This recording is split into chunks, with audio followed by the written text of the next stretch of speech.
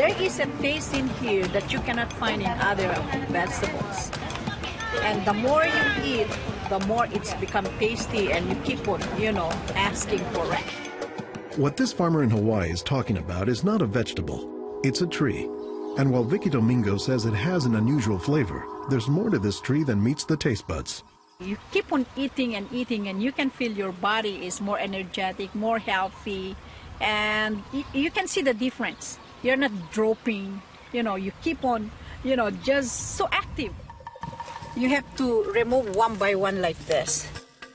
Domingo says she has grown this tree on her farm for more than 25 years. She harvests moringa twice a week, all year round.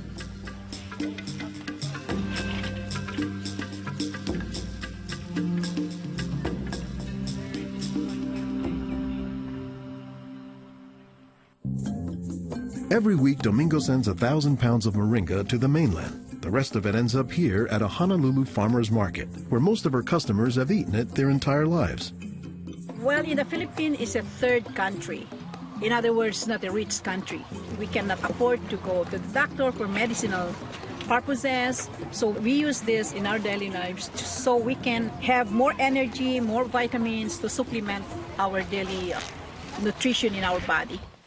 The tree is called moringa, or as the Filipinos call it, marongay. An awful lot of cultures have one or more plants that are kind of markers that people think of themselves when they think of that plant. Dr. Will McClatchy is an ethnobotanist at the University of Hawaii. He studies the ways that humans interact with plants. If you drive around Honolulu here, you'll see a lot of houses have at least one marongay in the yard, maybe a little forest of them, and that's a pretty good indicator that there's a Filipino family there. Jokingly, we say it our Filipino banner, which is our Filipino flag. Once you see this, that means, oh, Filipino stays there. Domingo says there are many nutritional and medicinal uses for moringa. All parts of the tree are usable, from the roots to the stem, to the leaves, to the flowers, and to the pod. The roots, you can use that as a tea. And then the trunk, you can scrape it, squeeze it, get the juice, put in your cut skin, and your skin will heal. Some of this may be folktale, but some cultures have used moringa as a medicinal plant for thousands of years. McClatchy says moringa is worthy of its reputation as a tree with unusual nutritional properties. Thank you. Moringa is one of these trees that is a multi-purpose plant that fulfills such a high percentage of kind of basic needs that when people get used to using it, they really can't see what it's like to live without it. And many cultures don't. Today, moringa is used as a remedy and, in essence, a multivitamin in many of the world's warmest regions. Moringa is used widely in Africa and South Asia, and it's been introduced into South America and Central America, where it's also being used. So, this is not just a plant of a single community. We were just talking this morning with one of the owners of this plantation, and he was just telling me how the last time he was here, he had a handful of moringa leaves and that he worked all morning on it and felt great. Dr. Mark Olson is a botanist and a leading expert on moringa. He teaches at Instituto de Biología, Universidad Nacional Autónoma de México in Mexico City. Here, he is visiting a new moringa farm about 2 hours outside the city limits. So they've just planted these here, and soon they'll be nice and big. Olson says that while moringa can grow in places like Mexico or Hawaii, the tree is native to arid subtropical regions, places like Africa and southern India, hot places where moringa has proven its persistence. And this is a plant that really does do extraordinarily well in some of the most difficult areas, in areas that are very hot, areas that are very dry, areas where other things are very difficult to cultivate. Look at the little tuber there. This is one of the reasons it survives so well in dry areas. Also, they're storing lots of water in the wood. So that's one of the reasons this is such a remarkable tree. They don't have particularly deep roots. That's sort of a myth about moringas, that they survive because they have deep roots. No, they're storing water in their roots and their trunk. But moringa, says Olson, does a lot more than just survive, despite the tree's sometimes scraggly appearance. I don't think they're actually the most attractive tree. They're more a tree that you look at and you sort of love the way you love a scruffy friend or a scruffy dog.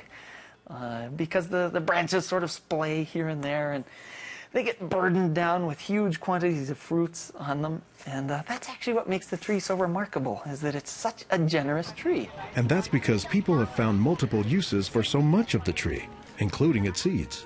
They're full of oil. You press the seeds, and then this wonderful aromatic oil comes oozing out, which you can use for cooking, you can use for cosmetics or lubrication or whatever. And the cake, the press cake, the stuff that's left over after pressing the seed, that is what's used for water purification.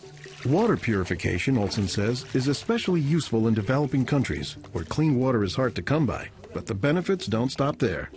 Some of the things I think are most exciting about moringa is, for example, the high vitamin content. There's a lot of vitamin A in the leaves.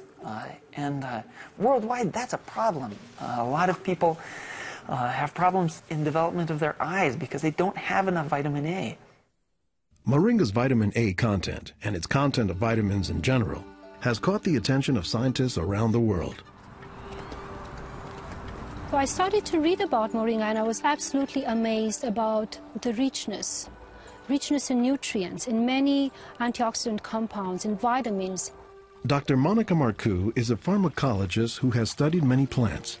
She has done extensive research on moringa and says it has significant nutritional potency. This subject is one of the topics of her recently published book, Miracle Tree. To me, it was just a natural pathway from my scientific background and my love for trees to writing this exciting book on one of the most exciting and extraordinary trees of our world. Marcoux spends much of her time looking at trees and plants, both as a pharmacologist and as an artist. While Marcoux, the nature photographer, is grabbing shots of plants, Marcoux, the pharmacologist, says she has a bigger concern. We are having an epidemic of cancer and cardiovascular diseases and many other chronic diseases. It's because we basically do not eat what we are supposed to eat. Most of the plants are famous for a particular type of nutrient, like for instance the orange or the lemon is famous for a high content of vitamin C. The spinach, for instance, on the other hand, is famous for its iron content.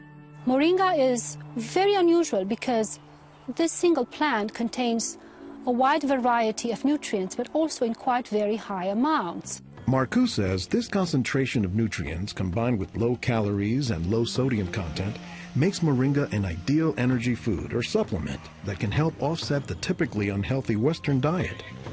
Many of the Westerners are also deficient in antioxidant and anti-aging substances that are mostly found in plants. Antioxidants, according to the National Institutes of Health, protect the body's cells and may prevent cancer. And Marcoux says moringa is a treasure trove of antioxidants that happen to work hand in hand. Antioxidant substances and antioxidant vitamins work together in the body. For instance, it's known that selenium works better in the presence of vitamin E.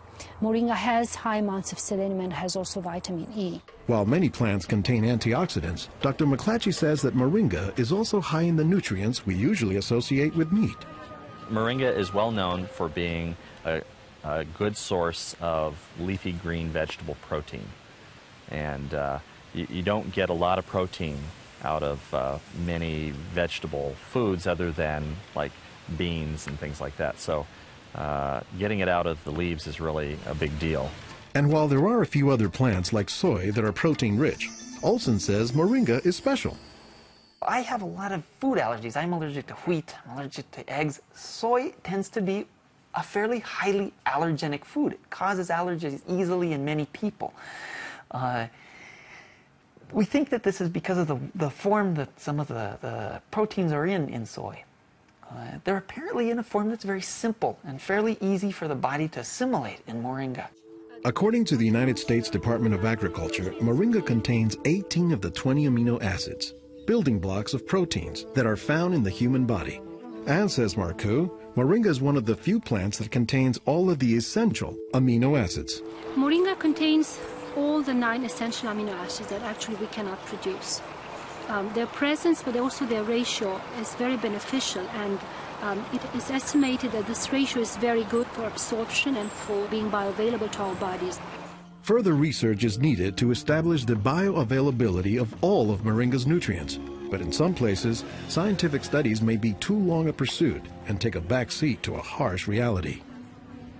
In most of sub-Saharan Africa, any baby has a 20% chance of dying before he reaches the age of 5. In some countries, up to 40%. And even those who survive past the age of 5, up to half or more will suffer from malnourished physical and mental development. C'est des lésions de malnutrition. These are lesions caused by malnutrition around the neck and around the waist. They are dry now, but will become permanent scars. As the former regional representative for Church World Service in Senegal for 16 years, it was Lowell Fugley's mission to help local clinics develop ways to save children at risk to malnutrition. Having been born myself into a middle-class American family, I thought it was just by chance that I was born in these conditions and not in the condition of a poor African family in the bush of Africa and living a malnourished life.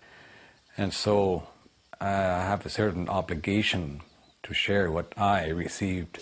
In his quest to combat malnutrition, Fugley came across moringa in the late 1990s. It contains more vitamins and minerals in various combinations than you find in any other possible vegetable. And I thought to myself, if this source of nutrition could be made available at the village level, then this could be a very effective tool in preventing malnutrition. What Fugley says he didn't know at the time was that the Senegalese people were already familiar with moringa. It was only through a Peace Corps volunteer working in forestry who told me that, oh, moringa is already growing in Senegal.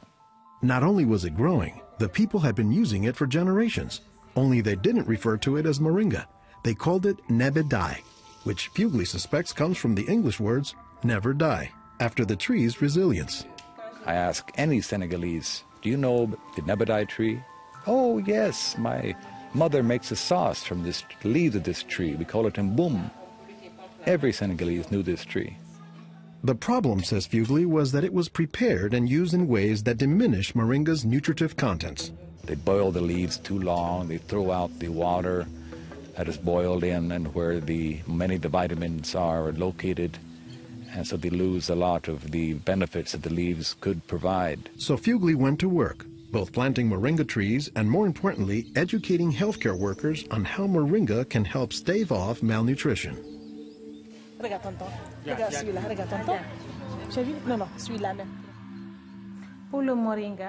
I was trained in 1998, and right away we saw the virtues of using moringa because of its very high nutritional value. So we began using it right away on an experimental basis. Healthcare workers learned to grow their own moringa trees, dry the leaves, and pound them into powder, maintaining all the nutrients. Nursing mothers were taught to add a spoonful of moringa to their food morning, day, and night to increase their milk production. They were also told to add moringa to all of their family's meals. When we introduced this tree in Senegal, or uses of the tree and different ways of using it, the reactions of the people there was that, well, this is our tree. You know, you're just adding on what we know already.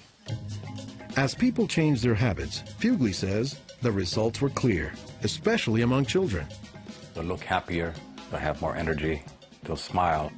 When they came to the clinic, limp, eyes drooping, no energy, and within 3 weeks, you see them bigger, healthier, and smiling. We observed that it was much, much more effective than the classic system we had been using, which was based on imported and costly products, such as milk powder, sugar, and vegetable oil. With moringa, people can go into town and find it themselves. Moringa is still being used, it's still being promoted, it's still being very valued, even without our input from the outside. Moringa, it doesn't die, it can continue on its own. So you have to eat the moringa on a daily basis. And all their grandkids are eating it every now and then, even my own children, and they are already professionals, and yet they come home and eat it. And while moringa is mostly considered an ethnic food, the trend, says McClatchy, is that more nutritious plants, like moringa, are finding their way into the mainstream. Our diets are pretty bad, although they are improving. But one of the reasons they're improving is because we're starting to adopt more and more of these kinds of plants. I've been in villages where the only trees that survive and grow well are Moringa oleifera, which is really amazing when you consider how many useful things the tree provides. Moringa it comes very close to being a perfect source of nutrients in terms of variety and concentration. So that is, I think, very unique about this moringa tree.